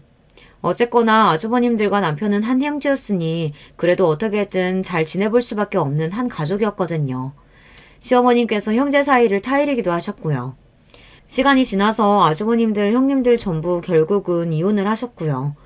아주버님들의 사업은 계속 그럭저럭 잘 되어갔는데 근황을 우연히 듣기로는 형님들은 그 이후로 자꾸 상대가 바람을 피든지 끝도 없이 의심하시느라 새로운 인연도 제대로 못 만나고 그렇다고 해서 주변에 인망이 좋으신 것도 아니니 이도 저도 아닌 채로 그렇게 여태 지내시고 있는 모양인 것 같았습니다. 안녕하세요. 저는 서울 강남에 거주하는 40대 후반 여자입니다. 오늘은 아주 오랜만에 제가 쉬는 날이에요. 그래서 모처럼 시간이 많아 평소에 자주 즐겨 듣던 사연 채널에 제가 제보하게 되었어요. 제가 워낙 일이 바빠서 제대로 쉬는 날이 별로 없는데 이동하거나 자기 전에 유튜브로 사연을 듣는 것이 제 취미거든요. 매번 듣기만 하다 제보하게 되어 기분이 좋습니다. 지금은 아주 바쁜 생활을 하고 있어도 사실 어릴 때는 제가 이렇게 살 거라고는 상상도 못했어요. 제 소원이 오죽하면 남들처럼 평범하게 사는 거였거든요. 왜냐하면 저는 어릴 때 너무 가난하게 자랐습니다. 가스와 수도가 끊기고 전기까지 끊겨 밤에 추워서 덜덜 떨며 자기도 했어요. 심지어 중학생 때는 화장실이 없는 집에 살아서 제 소원이 화장실이 있는 집에서 사는 거였죠. 급식비를 낼 돈도 없어서 학교에서 물로 배를 채우기도 했어요. 제가 더 속상했던 점은 바로 우리 집이 원래부터 가난했던 것이 아니랍니다. 여러분, 혹시 보증 잘못 썼다가 집안 말아먹은 사례 들어보셨어요? 주변을 둘러보면 이런 집이 꽤 있더라고요. 그리고 바로 우리 집이 그런 집이랍니다. 그래도 제가 어릴 때는 아버지가 평범하게 직장 생활을 하셨어요. 그때만 해도 부자는 아니어도 적당히 벌어서 같이 주말이면 동생들과 부모님과 유원지에 놀러 가기도 했죠. 하지만 이런 평범한 생활이 무너진 것은 중학교 입학을 앞둔 어느 날이었어요. 아버지의 절친인 수철이 삼촌이 아버지를 배신하고 잠적을 감추었습니다. 당신이 보증 잘못 써서 이렇게 된 거잖아. 도대체 왜 보증을 써서 이렇게 힘들게 해? 우리 애들 아직 어려. 성인 되려면 멀었다고. 진짜 내가 당신 때문에 제명에 못 살고 죽겠어. 어떡할 거니? 나도 형제처럼 지낸 수철이가 내 뒤통수를 치고 달아날 줄 알았냐고. 당신도 수철이 아내랑 친했잖아. 나라고 제가 망할 줄 알았어? 안 그래도 속상한데 당신마저 왜 이래? 우리끼리 힘을 합쳐 이겨낼 생각을 해야지. 힘을 합쳐 이겨내는 게 말이 쉽지, 인간아. 당장 우리 다음 주에 이 집 팔고 단칸방에 가서 5명이 살아야 해. 그게 무슨 뜻인지 알고 그래? 나 진짜 동네 창피해서 얼굴도 못 들고 다니겠다고. 그래서 다른 동네로 이사 가잖아. 나도 속상해서 미칠 것 같은데 당신은 왜 나한테 자꾸 뭐라 그러는 거야? 부모님의 부부싸움은 매일 지속되었어요. 결국 저는 어린 시절 친구들이 있던 동네를 떠나 생판 모르는 곳에서 중학생 생활을 하게 되었죠. 그리고 그때부터 제 인생의 암흑기가 시작되었어요. 엄마는 다른 동네로 이사가서 쪽방에 털을 잡자마자 공장에 나가셨어요. 김치를 만드는 공장이었는데 새벽 5시에 나가서 밤 11시에 들어오셨어요. 지금이라면 저런 노동 환경이 말이 되지 않죠? 하지만 저 때는 다들 저렇게 일하곤 했답니다. 엄마는 공장에 가서 일하고 아빠는 화물차를 운전하셨어요. 마침 우리가 이동한 지역이 공장이 많았거든요. 그래서 아빠는 트럭 하나를 사서 그걸로 종일 운전하셨습니다. 저 트럭을 사는 것도 전부 다 빚이었어요. 그래서 우리는 늘 돈이 없던 상태였습니다. 언니, 나 배고파. 오늘 바나나 1개밖에 못 먹었어. 배고파서 아무것도 못 하겠어. 그래? 어떡하지? 집에 딱히 먹을 게 없는데. 언니, 나 학교에서 선생님이 엄마 불러오래. 무슨 상담? 한다고 그러던데. 어떡해? 엄마는 시간이 안 될 텐데. 아빠도 그렇고. 언니가 대신 가면 안 되려나? 내일 선생님한테 물어봐. 그래서 저는 동생들의 육아를 제가 다 전담했어요. 제가 세 자매의 장녀였는데 나이 차이가 각각 4살, 6살이 났거든요. 저도 친구 한 명 없는 지역에서 적응하느라 힘든데 동생들까지 챙겨야 하니 얼마나 힘들었는지 모릅니다. 어쩌다 학교에서 친구 부모님이 반에 먹을 것을 돌릴 때가 종종 있었어요. 그렇게 먹을 것이 생기면 저는 절대 먹지 않고 다 집으로 가져갔어요. 그리고 동생들을 먹였습니다. 진영아, 오늘 우리 집에 놀러 갈래? 엄마가 떡볶이 만들어준다고 친구들 데리고 오라고 하셨어. 오늘 우리 반 친구들 거의 다 오는데 너도 와. 아, 미주야, 고마워. 그런데 나 오늘 집에 가서 동생들 밥 챙겨줘야 해. 미안. 밥 챙기고 오면 안 돼? 너 맨날 우리가 놀자고 하면 동생들 봐야 한다고 안 오잖아. 미안해. 그런데 나 진짜 안 돼. 밥 챙기면 집안일도 해야 하거든. 오늘 빨래하는 날이라서 미안. 실제로 저는 제가 집안일을 혼자 처음부터 끝까지 다 했어요. 엄마는 공장에서 일하느라 집에서는 잠만 자고 나가셨고 아빠는 아예 집에 오지 않던 날이 대다수였거든요. 전국을 트럭을 타고 돌아다니시니 어쩔 수 없었죠. 이렇게 친구들이 놀자고 해도 거절할 수밖에 없는 상황이 지속되었습니다. 그러다 보니 자연스럽게 저는 겉돌게 되었어요. 같이 어울리지도 못하고 중학생 때는 공부도 못해서 선생님들도 저를 챙겨주지 않았어요. 원래 아는 친구도 없으니 외로운 생활을 했죠. 엄마가 우리 큰딸에게 너무 미안해. 그래도 엄마도 아빠도 열심히 일하고 있으니까 조금만 더 버티자. 알겠지? 다는 아니어도 조금씩 빚을 갚고 있으니까 우리 가족도 나중에 웃는 날이 반드시 올 거야. 우리 딸한테 너무 고맙고 미안해. 아니야. 엄마도 공장에서 일하느라 너무 고생이야. 아빠도 그렇고. 내가 동생들 더 자주 챙기도록 노력할게. 그래도 이렇게 힘든 형편에서도 우리 가족은 서로 의지하며 힘을 내려고 노력했어요. 그러다 사건이 하나 터지게 되었습니다. 제가 오늘 제보하는 사연의 핵심 인물을 만나게 된 사건인데요. 고등학교에 입학하며 벌어진 일이랍니다. 중학교 때도 친구가 없었지만 고등학교에 가서는 더 심해졌어요. 게다가 동생들이 머리가 크면서 크고 작은 사고도 치기 시작했거든요. 엄마랑 아빠가 하루도 빠짐없이 일해도 집안의 빚은 줄어들 생각을 안 했죠. 안 그래도 심적으로 힘든 시기였는데 학교에서 저를 유난히 괴롭히던 친구가 있었어요. 이름은 박가희. 가희는 동네에서 알아주는 부잣집 외동딸이었습니다. 가희는 공주 같은 친구였어요. 집에서 외동이라 사랑을 아주 많이 받는 것이 매우 익숙한 친구였죠. 게다가 가희 아버님이 공장을 운영하셨는데 거기서 일하는 주민들이 많았어요. 그러다 보니 가희는 이 지역의 공주님이었답니다. 제 인생의 2번째 암흑기가 이때 시작되었는데 바로 가희의 괴롭힘이었어요. 사실 1학년 때는 가희와 저와 크게 서로 관심이 없었습니다. 아예 무리가 달라 말도 하지 않았어요. 사건은 바로 고등학교 2학년 때 일어났습니다. 안녕? 저번에 도서관에서 혼자 책 읽는 거 봤어. 혹시 책 읽는 거 좋아해? 안녕. 그냥 혼자 시간 남으면 가서 읽는 거야. 그래. 이따 수업 끝나고 같이 공부할래? 나 요즘 도서관에서 공부하는데 사실 그러다 진영이 너도 본 거야. 내가 수업 끝나면 바로 집에 가야 해. 미안. 그래. 그럼 점심시간은? 밥 먹고 시간 남지 않아? 내가 너희 반으로 갈게. 바로 준수라는 친구 때문에 일어난 일인데요. 준수는 키가 크고 운동부라 인기가 매우 많은 친구였어요. 저도 남들 몰래 준수를 몰래 쳐다본 적도 많습니다. 가희는 그런 준수를 대놓고 짝사랑했죠. 문제는 준수가 그런 가희한테는 관심이 하나도 없고 저한테 관심이 있었다는 거예요. 준수는 대놓고 저한테 말을 걸고 챙겨주었거든요. 제가 돈이 없어 급식을 못 먹는 것을 알고 본인이 직접 집에서 도시락을 싸서 저를 챙겨주기도 했습니다. 진영아, 이거 우리 엄마가 친구랑 나눠 먹으라고 만들어준 샌드위치야. 같이 먹자. 그래? 고마워. 와, 진짜 맛있다. 이거 무슨 어디서 사 먹는 것 같아. 진짜? 우리 엄마가 들으면 너무 기뻐하시겠다. 아, 참. 그럼 이번 주말에 우리 집에 올래? 엄마가 매일 친구들 데려오라고 하시는데 진영이 네가 놀러 오면 좋을 것 같아. 아, 준수야, 미안. 내가 동생들 밥을 챙겨줘야 해. 아직 동생들이 어려서. 미안. 동생들도 같이 데려오면 되잖아?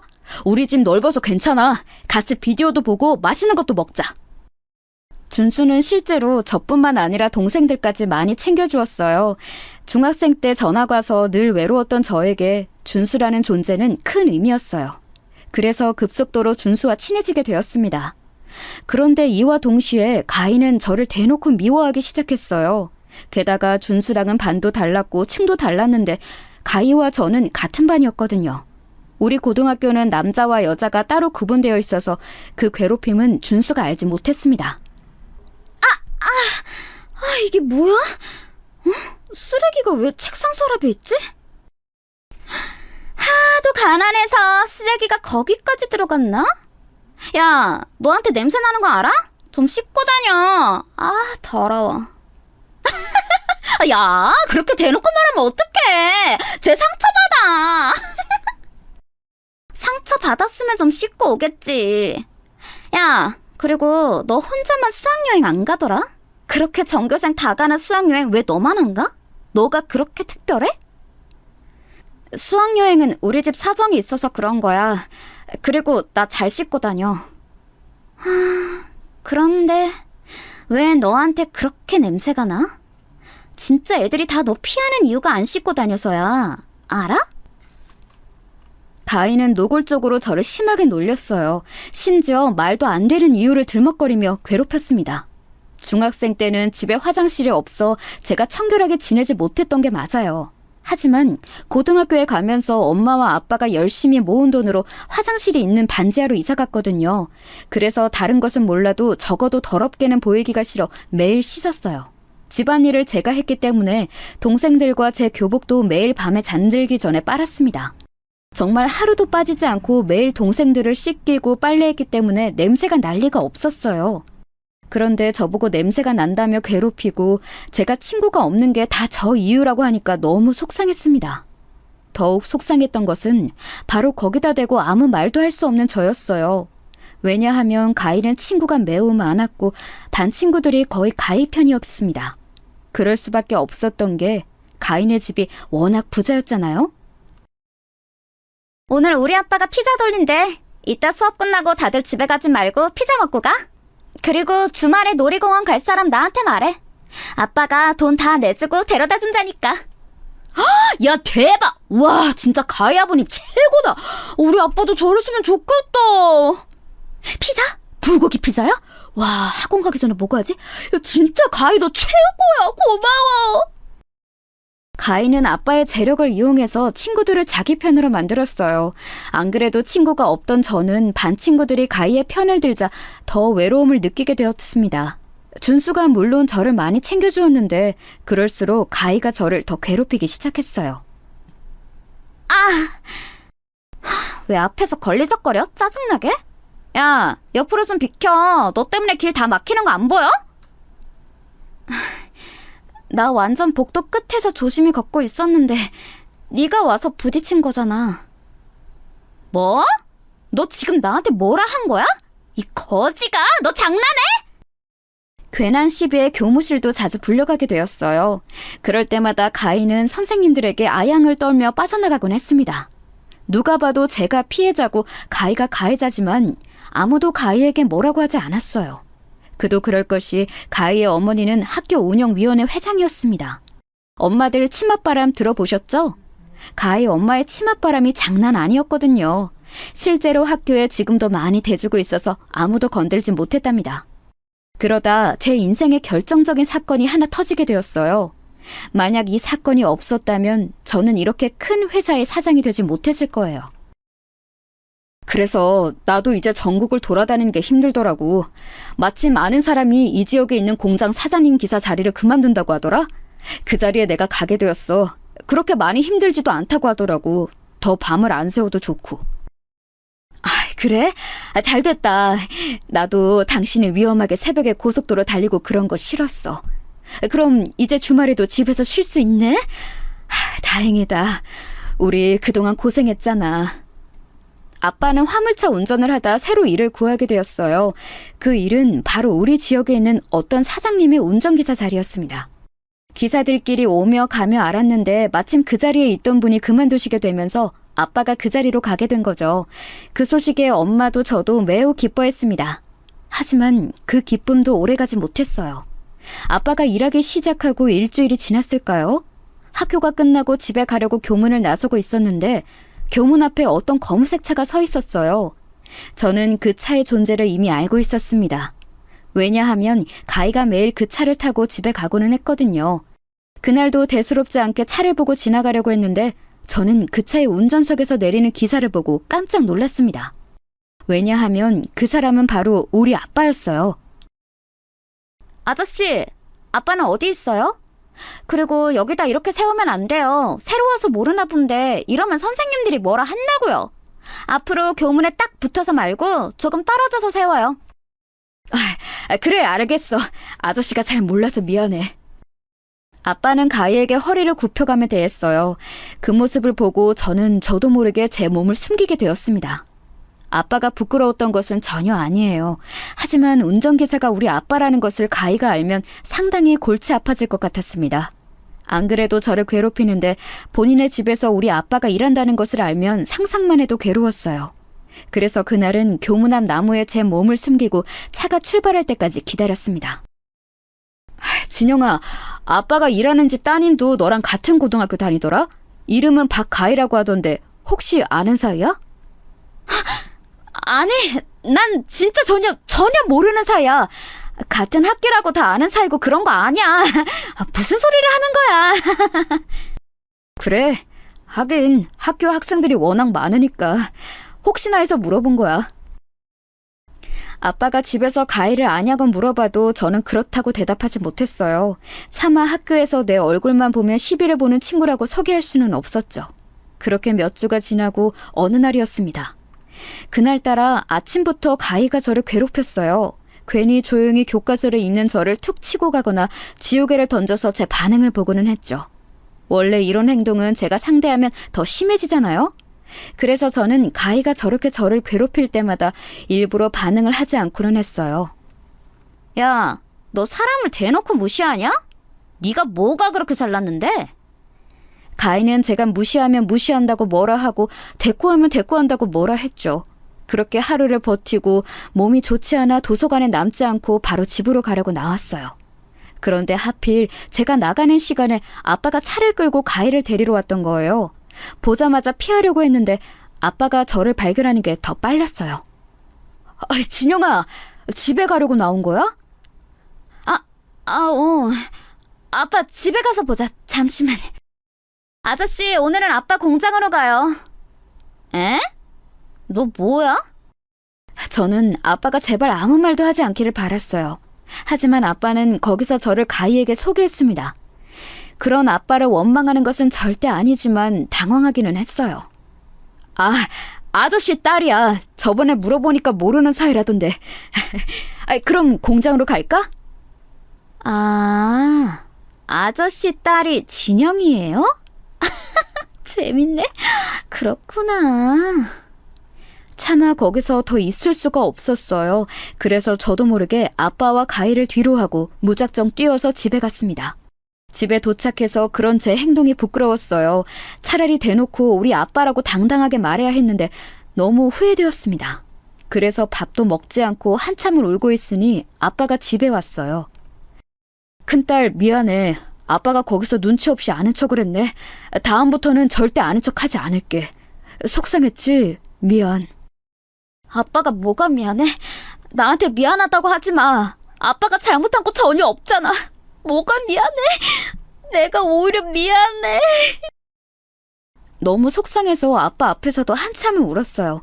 제가 우는 것을 보고 아빠도 속상해 하셨죠. 그날은 잠을 한숨도 자지 못했습니다. 뜬 눈으로 새벽을 보냈어요. 다음 날이 되고 학교에 가기가 죽기보다 싫었습니다. 하지만 우리 아빠와 제가 잘못한 건 없으니 당당하게 등교했어요. 아니나 다를까 가인은 저를 보자마자 큰 소리로 험담을 하기 시작했어요. 야, 얘들아. 우리 집에서 일하는 운전기사 누군지 알아? 누군데? 아, 새로 뽑았다고 했지? 그게 누구냐면 아니다. 됐다. 가인은 노골적으로 저를 시험했어요. 신경을 쓰지 않으려고 해도 자꾸 저런 식으로 우리 아빠를 본인의 장난에 쓰는 것이 너무 보기 싫었습니다. 그래서 그날은 무시하지 않고 참지도 않았어요. 가희의 그런 장난이 계속 지속되자 저도 화를 냈어요. 야, 그만해. 그래, 우리 아빠 너희 집에서 일한다. 그게 너한테 뭐 무슨 죽을 짓을 한 거야? 사람이 왜 그렇게 못됐니? 참나. 야, 장난해? 너 지금 누구한테 그렇게 말하는 거야? 내가 누군지 알아? 너희 아빠는 우리 아빠 시다발이잖아. 우리 아빠한테 말해서 너희 아빠 실직자 만든다? 야, 그렇게 하라고. 누가 무섭대? 너 같은 인성 집안에서 우리 아빠가 일하는 게 더 별로야. 뭐라고? 너 말 다 했어? 야, 이거 놔오라고! 지금 뭐 하는 거야? 야야, 담임 선생님 불러봐. 얘네 싸워. 그만 봐, 반장. 선생님 불러. 급기야 가희는 제 머리채를 잡기 시작했어요. 저도 절대 밀리지 않고 그런 가희를 상대했죠. 여기서 물러나면 완전히 제가 밀릴 것 같았거든요. 그래서 질세라 가희 머리를 잡고 교실 바닥을 굴렀어요. 선생님들이 오셔서 우리를 떼어놓으려고 해도 끝까지 가희와 저는 서로를 놓지 않았습니다. 이 사건으로 각자 부모님들이 교무실로 오셨어요. 그런데 이 싸움은 목격자도 많았고 명백한 피해자는 저였는데 어째서 우리가 가해자인 것 같았어요. 아니, 우리 딸이 거짓말한 것도 아니잖아요? 운전기사가 우리 집에서 일하는 게 사실인데 뭐가 그렇게 화가 난 거지? 기가 막혀. 내 새끼 어떡해? 엄마, 나 여기 볼 봐봐. 여기에 상처 났어. 너무 아파. 머리카락도 많이 빠졌어. 너무 속상해. 내가 잘못한 거야? 아니지? 우리 가인은 잘못한 거 전혀 없지. 자격지심도 적당히 부려야지. 우리가 잘 사는 게 이렇게 얘 얼굴에 상처나게 할 정도인가? 머리 아파. 애들이 아무래도 사춘기라 예민해서. 아이고, 이게 진짜. 제가 대신 사과드릴게요, 사모님. 사장님, 이번 일은 없던 일로 해주시면 감사하겠습니다. 아빠는 자존심도 없어? 그깟 일은 다시 구하면 되잖아. 내가 피해자라고. 왜 아빠랑 엄마가 고개를 숙여? 선생님들도 너무하시네요. 뻔히 목격자가 이렇게 많잖아요. 그러니까 이유가 어찌 되었든 가희랑 진영이 둘 다 다쳤고, 그러니까 그만합시다. 기사님은 나 좀 따로 봐요. 됐습니다. 다들 집에 가요. 결론을 말하자면 우리 아빠는 자발적으로, 그리고 가희 아빠의 강요로 일자리를 잃게 되었어요. 그리고 그 모습을 보고 저는 오히려 깨닫게 되었어요. 저를 지켜주는 어른은 없으니 내가 나를 지켜야겠다고요.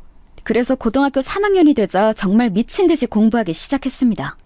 동생들도 어느 정도 커서 제가 하나하나 챙겨주지 않아도 되었어요. 그래서 수업이 끝나면 도서관에서 종일 교과서를 들여다보고 문제집을 풀었습니다. 가난해서 문제집을 넉넉하게 살 형편도 되지 않았어요. 그래서 선생님들의 도움을 정말 많이 받았습니다. 사실 그 전까지는 선생님들이 저에게 관심이 아예 없었거든요. 심지어 가희한테 일방적으로 당해도 제 잘못으로 몰아가는 선생님도 계셨어요. 그런데 제가 공부를 잘하고 두각을 보이자 선생님들의 태도가 이전과 완전히 다르게 바뀌었습니다. 진영아, 이번에 시험 성적 좋더라? 맨날 학교 끝나고 도서관에서 공부하더니 진짜 대단하다. 감사합니다. 선생님이 저번에 주신 문제집으로 공부했어요. 그래? 다행이네. 문제집 남는 거 더 있으니까 교무실로 와서 가져가. 특히 3학년으로 올라가면서 확실히 선생님들의 시선이 좋아졌습니다. 그때는 어느 대학에 얼마나 많이 보내는지가 진짜 중요했거든요. 가희는 제가 알기로 전 과목 과외를 받았고 또 영어나 수학은 각각 2명의 과외 선생님이 있다고 했어요. 그런데 제가 가희보다 성적이 좋으니 학교에서도 저를 많이 챙겨주셨습니다. 준수와의 관계도 나쁘지 않았고 오히려 입시 시절에는 더 가까워졌어요. 진영아, 너 학교 원서 어디 쓸 거야? 우리 대학도 같이 가면 얼마나 좋을까? 나 너가 쓰는 대학으로 원서 쓰려고. 에이, 무슨 대학을 나 따랐어. 그래도 말이라도 고마워. 나한테 친구는 너 하나밖에 없잖아. 너가 그런 말을 해주니까 내가 다 기쁘다. 장난하는 거 아니고 진짜야. 난 이미 부모님한테도 너랑 결혼한다고 말해놨어. 뭐? 너 진짜 웃기다. 우리 아직 대학도 안 가는데 무슨 결혼이야. 실제로 고등학교 3학년이 되니까 아이들도 공부하기 바빴어요. 물론 가인은 여전히 저를 싫어했습니다. 하지만 이제는 예전처럼 선생님들이 제 편을 들어주지 않는 게 아니었죠. 대학 원서 시기가 가까워지며 저는 성적이 더 오르기 시작했습니다.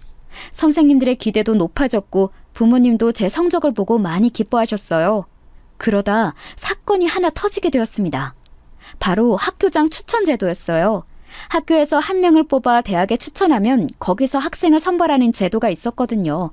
제가 성적이 많이 올라 전교권에 있고 또 가정 형편이 좋지 않은 것을 알던 고등학교 3학년 때 담임선생님이 저를 추천하셨습니다. 이 제도가 워낙 대학에 입학할 때 유리해서 많은 학생들이 노리던 제도였어요. 우리 반에서 제가 1등이라 저를 추천했는데 이걸 알고 가희 어머님이 학교에 찾아오셨죠. 선생님, 우리 가희가 아니고 왜 진영이 제가 추천을 받아서 원서를 쓰는 거죠? 이럴 줄 알았으면 저는 학교 운영위원회 활동도 안 했겠죠. 너무하시네요. 어머님, 우선 이 제도는 철저하게 성적순으로 학생들을 선발하는 제도예요. 진영이가 우리 반에서도 그렇고 전교권에 드는 순이라 선발하게 되었습니다. 그리고 학교 운영위원회 활동을 하셔서 가희를 뽑으면 추후에 악영향이 미치게 될 수도 있어서요. 뭐라고요? 아니, 그리고 우리 가희가 그러던데 선생님이 진영이한테 문제집도 주고 그랬다면서요? 문제집도 필요한 학생들이 있으면 남는 것을 준 거예요. 가희도 받을 수 있는데 본인이 안 가져간 거예요. 저 담임 선생님은 제 은사님이고 아직도 종종 찾아뵙고 있는데요. 만약 저 선생님이 아니었으면 저는 학교장 추천도 못 받았을 거고 또 저렇게 가희 엄마가 찾아왔을 때도 대응하지 못했을 거예요. 얼마나 감사했는지 모릅니다. 그렇게 저는 가희의 시기 질투에도 눈 하나 깜빡하지 않고 공부에 더 열중했어요. 그리고 아주 좋은 소식을 받게 되었습니다. 진영아, 아니 이게 무슨 일이니? 진영아, 너 합격했어. 진짜 너무 축하한다. 진영이 그동안 안 좋은 형편에 고생 많았어. 어서 부모님께 말씀드려. 네? 합격이요? 선생님, 저 합격한 거예요? 세상에, 제가 서울에 있는 잔현재 대학에 합격했다고요? 저는 마침내 서울에 있는 명문대에 합격하게 되었어요. 그동안 열심히 공부했던 게 빛을 발하게 되었습니다. 얼마나 기뻤는지 몰라요. 제 합격 소식에 준수도 우리 반까지 와서 축하해줬고 선생님들도 저에게 다들 고생했다고 하셨습니다. 그리고 우리 부모님께도 어서 상황을 알렸어요. 어머, 내 새끼 너무 기특하다. 엄마랑 아빠가 해준 것도 전혀 없는데 이렇게 대학까지 합격하고 엄마는 네가 동생들을 키운 것도 미안한데 내 인생에 너 같은 딸이 있다니 내가 자식복은 확실히 있나 봐. 진영이 너한테는 아빠가 미안한 마음밖에 없다. 이렇게 잘 자라줘 고맙다. 에이, 아니야. 엄마랑 아빠도 나랑 우리 동생들 키우느라 고생 많았어. 우리 이제 앞으로 행복하게 살자. 나 대학 가면 돈 벌어서 생활비 조금이라도 보탤게. 가서 공부하고 연애하고 네 인생 살아야지. 그동안 미안했다. 우리 딸 너무 자랑스러워. 가문의 영광이다. 가난해서 급식도 못 먹던 제가 노력 끝에 대학에 가다니 믿을 수가 없었어요. 부모님과 선생님들의 축복 속에 저는 고등학교를 졸업하고 대학에 입학했습니다. 이제는 우리 가족이 행복할 일만 남았다고 생각했어요. 그런데 그건 제 오산이었습니다. 진영아, 어떡하니? 네 엄마가 쓰러졌어. 이걸 어쩌니? 빨리 병원으로 와. 선영이랑 미영이도 병원에 있다. 수업을 듣다 급하게 달려갔더니 엄마가 응급실에 쓰러져 있었어요. 다행히 심각한 암에 걸렸거나 불치병은 아니었습니다. 하지만 몸이 많이 약해졌다고 의사는 말했어요. 무릎하고 발목하고 허리하고 성한 곳이 없어요. 체력도 많이 약해지셔서 지금 쓰러지신 것 같아요. 몸보신도 많이 하시고 일을 조금 쉬셔야 해요. 엄마는 우리 집이 망한 뒤로 계속 공장에서 일했으니 당연히 몸이 건강하지 않았습니다. 의사가 오히려 몸보심을 열심히 하라고 할 정도였죠. 엄마, 이제 공장 그만 나가자. 내가 아르바이트 더 늘릴게. 나는 엄마가 이러다 쓰러져서 죽을까봐 그게 더 무서워. 제발 몸 건강하게 챙기고 살자. 그래서 저는 아르바이트를 늘리게 되었습니다. 원래도 학교 앞 햄버거 가게에서 아르바이트 했는데 이제 아예 쉬는 시간이 없었죠. 마침 학교 동기가 자기가 하던 아르바이트를 넘겨준다고 했어요. 군대에 가게 되어 그만두게 됐다면서 넘겼는데 바로 학원 아르바이트였습니다. 제가 마침 전공이 국어 교육이라 학원에서 일하는 게 잘 맞았어요. 선생님, 이번에 학생들 내신 기간에 보충 수업 부탁해요. 전날에 한 번 더 점검해 주시는 거 잊지 마시고 부교재도 챙겨주세요. 선생님이 워낙 잘 가르치셔서 학생들하고 학부모 반응이 참 좋아요. 선생님 졸업하시면 우리 학원에서 일하세요. 월급도 잘 맞춰드릴게요. 원장님이 그렇게 봐주시면 저야 너무 감사하죠. 지금도 워낙 잘해주시잖아요. 학원에서 학생들과 일하는 것은 참 재미있었어요. 제가 동생이 2명이나 있으니 학생들을 관리하는 것도 어렵지 않았습니다. 비록 저 때는 저도 학생이라 시간이 없어서 힘들었는데 성적이 오르는 학생들을 보니 힘이 나서 더 보충을 많이 잡기도 했죠. 진영아, 너 너무 무리하는 거 아니야? 내가 이거 샌드위치 사왔어. 먹으면서 일하자. 준수야. 챙겨줘서 너무 고마워. 안 그래도 진짜 배고팠는데. 우리 엄마가 너 먹으라고 오렌지 주스도 직접 착즙해서 만들어주셨어. 이거 먹고 간식은 이따 시간 나면 챙겨 먹어. 와, 어머님께 감사하다고 꼭 전해드려. 매번 받기만 해서 죄송하다. 뭘, 우리 졸업하고 결혼하면 이제 가족이 되는 건데 괜찮아. 엄마도 네가 잘 먹었다고 하면 좋아하시더라. 준수와 저는 졸업하고 더욱 돈독해졌습니다. 준수의 학교가 우리 학교와 아주 가까인 거리라 더 가까워졌어요. 정식으로 사귀는 사이가 되고 준수의 집에도 몇 번이나 갔죠. 그러면서 자연스럽게 가족들과 교류도 많아졌어요. 준수네 부모님은 저를 참 많이 예뻐하셨습니다. 제가 준수가 군대에 갈 때도 면회에 많이 갔거든요. 시간이 없어도 학원 수업이나 학교 수업이 있는 게 아니면 꼭 가고는 했습니다. 그럴 때마다 준수의 어머님을 마주치면 저를 얼마나 챙겨주셨는지 몰라요. 어머, 진영아, 많이 예뻐졌다. 그래, 학원에서 요즘도 일한다며? 고등학생 때부터 느낀 건데 우리 진영이는 참 열심히 살아서 좋아. 얼마나 부모님이 뿌듯하실까? 이렇게 예쁘고 착하고 혼자 돈도 벌고. 밥을 안 드셔도 배부르겠어. 감사합니다. 어머님이 저를 더 많이 챙겨주시잖아요. 매번 음식 보내주시는 것도 정말 감사하게 생각하고 있어요. 얘는 내가 뭘 했다고 그러니? 그거 아무것도 아니야. 나중에 우리 준수랑 결혼하면 진영이 너는 집안일 아무것도 하지 마. 이미 그때부터 저는 그 집 며느리가 되어 있었어요. 고등학교 때처럼 저를 괴롭히는 가위도 없으니 저 시절엔 바빠도 행복했습니다. 물론 체력적으로 많이 지치기는 했어요. 그래도 버티고 버텼습니다. 이렇게 버티다 보면 분명히 좋은 날이 올 거라고 생각했어요. 그리고 그 생각은 현실이 되었습니다. 제가 학원에서 일하면서 학생들의 성적을 많이 올려서 원장님은 제가 졸업하자마자 월급을 많이 주며 저를 데려가셨어요. 진영아, 일하느라 힘들지? 이렇게 집에 생활비를 가져다 주고 엄마가 너무 고마워. 이제 곧 결혼하는데 해줄 수 있는 게 없어서 미안하다. 아니야, 나는 엄마가 안 아프면 그걸로 됐어. 결혼도 준수랑 나랑 행복하려고 하는 건데 뭘 안 해줘도 괜찮아. 그리고 시댁에서도 하나도 준비하지 말라고 하셨어. 제가 졸업하고 학원에서 일하기 시작하자 준수는 바로 결혼하자고 청혼했어요. 마침 시부모님도 저를 워낙 마음에 들어하셔서 결혼은 큰 무리 없이 진행되었습니다. 시부모님이 워낙 저를 예뻐하셔서 반대도 없었고 준수와 저는 연애하며 큰 싸움도 해본 적이 없어서 원만하게 결혼을 할 수 있었어요. 시댁이 워낙 잘 사는 집이라 결혼할 때 지원을 많이 해주셨습니다. 덕분에 강남에 있는 아파트에서 신혼생활을 시작할 수 있었어요. 선생님, 학부모님들한테 인기가 아주 많아. 혹시 인터넷 강의 할 생각은 없어요? 나 아는 분이 요즘 인터넷 강의 선생님 구하더라고. 아, 인강이요? 저야 기회가 있으면 너무 좋죠. 그래? 잘 됐다. 그럼 인강 한번 찍어봐요. 선생님은 워낙 잘 가르쳐서 바로 인기 많아질 것 같아. 내가 추천해 줄게요. 원장님의 권유로 저는 인터넷 강의를 촬영하게 되었습니다. 초반에는 크게 성공하지 않았어요. 그런데 시간이 지나며 입소문이 나자 저는 너무나도 바빠지게 되었습니다. 시간이 없어서 쪽잠을 자고 제대로 밥을 먹지도 못했어요. 어머님 죄송해요. 이번 명절에도 학생들 특강이 잡혔어요. 인강 촬영 일정도 그렇고 도저히 시간이 나지 않아요. 너무 죄송해요. 그 대신 제가 시간 나면 얼굴 비추러 갈게요. 예, 진영아, 우리는 괜찮다.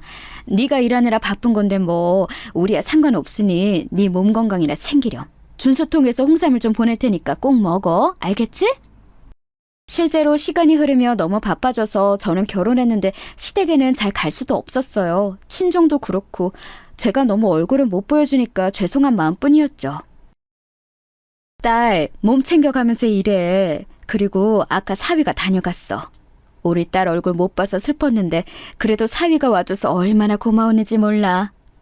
너무 바빠 양가 부모님을 제대로 챙기지도 못해서 죄송했는데 남편은 그런 저를 대신해서 친정을 자기가 챙겨줬어요. 얼마나 고마웠는지 모릅니다. 종일 교재 연구하고 수업하고 하느라 몸도 많이 망가졌는데 정신적으로는 뿌듯했습니다. 제가 이렇게 힘들게 일한 만큼 돈이 그만큼 많이 생겼거든요.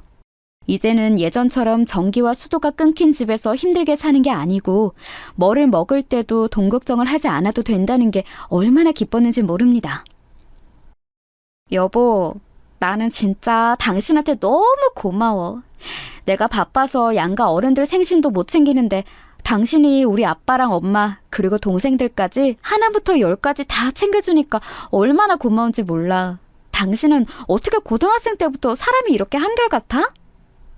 나만 한결같은가? 당신도 똑같아.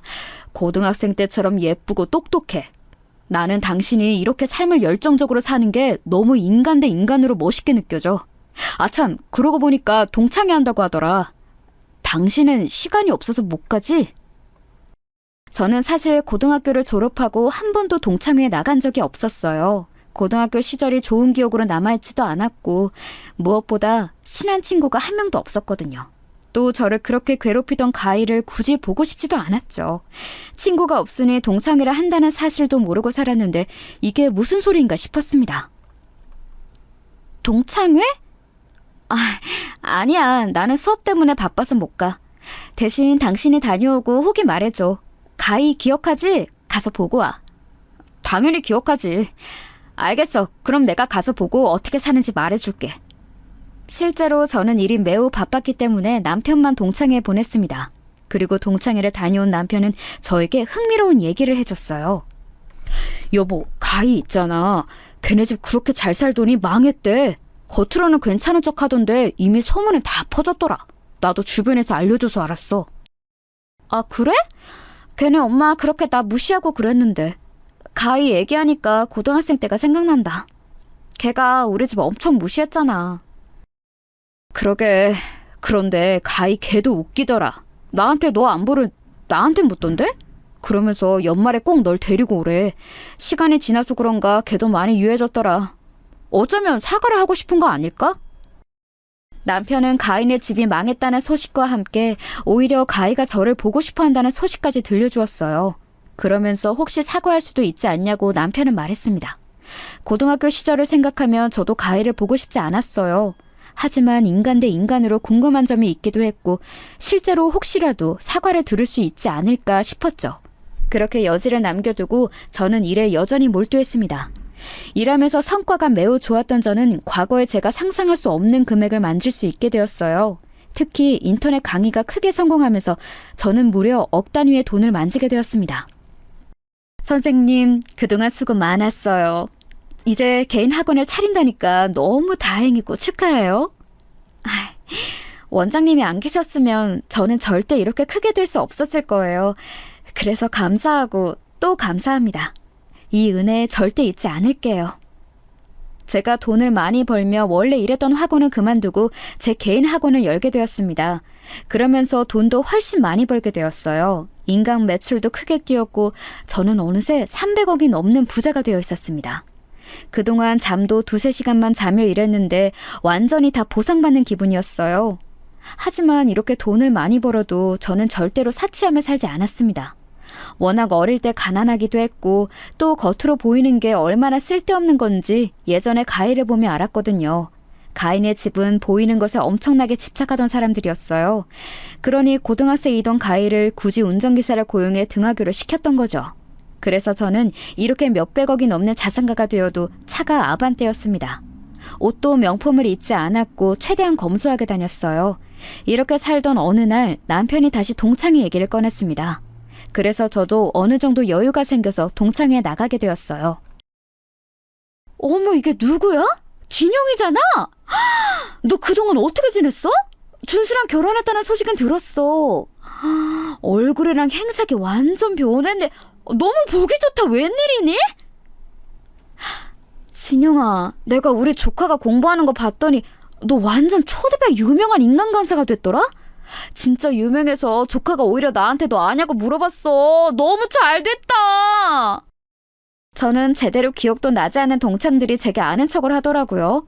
사실 고등학교 때는 준수가 아니면 저에게 말을 잘 걸지도 않아서 저는 그 친구들의 얼굴을 보고도 기억하지 못했습니다. 유일하게 제가 기억하는 친구는 바로 가희였죠. 가희는 저 멀리서 봐도 딱 알아볼 수 있었어요. 심지어 가희는 제게 먼저 말을 걸었습니다. 안녕? 그동안 잘 지냈어? 준수랑 결혼하더니 살림살이 좀 좋아졌어? 너는 오랜만에 보는 친구한테 그게 할 소리니? 여전하구나. 준수랑 결혼해서가 아니고 나 내 능력으로 잘 살아. 아, 그래? 뭐 소문은 그렇긴 하던데. 너 그거 거짓말 아니야? 허언증 아니고 진짜야? 아, 아니, 비꼬는 게 아니고. 너 아까 내가 주차장에서 봤는데 차가 아반떼더라? 아직도 거지 아니야? 뭐? 내가 무슨 차를 타는지 언제 봤어? 그리고 거지라니? 말 조심해. 내가 아직도 고등학생 때 네가 알던 그 사람으로 보여? 내가 없는 사실 지어낸 게 아니잖아. 아반떼를 타는 부자가 어디 있어? 그러고 보니까 너 고등학생 때 거지여서 안 씻고 다니던 거 생각난다. 그때 너 그래서 왕따였잖아. 나 한 번도 안 씻고 다닌 적 없어. 그리고 굉장히 너 무례하다. 그만해. 야, 박가희, 너 이러려고 진영이 보고 싶다고 한 거야? 나는 네가 사과라도 할 줄 알았어. 남편도 옆에서 불쾌한 내색을 보였어요. 어느새 우리 주변으로 친구들이 다 모이기 시작했습니다. 저는 웬만하면 좋게 해결하고 싶었는데 가희는 끝도 모르고 저를 비난하기 시작했어요. 급기야 아빠까지 들먹이는 소리에 저는 참을 수가 없었습니다. 고등학생 시절이 생각나며 그동안 꾹 눌러왔던 분노가 치밀어 오르기 시작했죠. 그리고 아주 통쾌하게 가희를 한 방 먹였습니다. 아직도 이날을 생각하면 어찌나 통쾌한지 몰라요. 너희 아빠 우리 집에서 일했던 거 알지? 요즘엔 뭐 하고 계셔? 그때 네가 나 건드려서 너희 아빠 잘렸잖아. 야, 너 말 다 했냐? 우리 아빠 뭐 하냐고? 나 돈 많이 버는 거 알지? 엄마랑 두 분이서 호화롭게 여행하고 다니셔. 너야말로 너희 집 망했다며. 쫄딱 망해서 예전과 같지 않다던데 언제까지 아닌 척할래? 뒤에서 욕먹는 거 알기는 해? 뭐? 아니, 우리 집 망한 거 어떻게 알았어? 이미 유명해. 네가 아닌 척하면 아닌 게 되는 거야? 너희 아빠야말로 내 밑에서 일하라 그래. 아님, 네가 내 운전기사 할래? 너 어차피 능력도 없어서 결혼도 못하고 살잖아? 제가 이렇게 말하자 가희는 얼굴이 새빨개지기 시작했어요. 심하게 당황해서 손으로 손 부채질을 하던데 얼마나 통쾌했는지 모릅니다. 자기야, 잘했어. 그리고 야, 박가희, 너는 창피하지도 않냐? 너희 집 망한 거 유명해. 그렇게 남 무시하면서 살더니 잘 됐다. 나 같으면 쪽팔려서 동창회도 못 나와. 마지막으로 남편이 옆에서 제 편을 들며 가희에게 뭐라고 했습니다. 가희는 주변을 둘러보았어요. 주변에선 다들 자기끼리 3355 모여 가희를 보며 속닥거리기 시작했죠. 그러자 가희는 창피함이 몰려왔는지 가방을 챙겨 바로 그 자리를 피했습니다. 그 뒤로도 가인은 아예 자기의 존재를 드러내지 않았어요. 도망친 그대로 아무하고도 연락이 되지 않고 있습니다. 저는 떳떳하고 당당하게 동창회에 아직도 나가고 있어요. 동창들도 제가 잘 나가니까 저한테 가희 욕을 오히려 하더라고요. 가희가 너 고등학생 때 괴롭힐 때 우리가 못 도와줘서 미안해.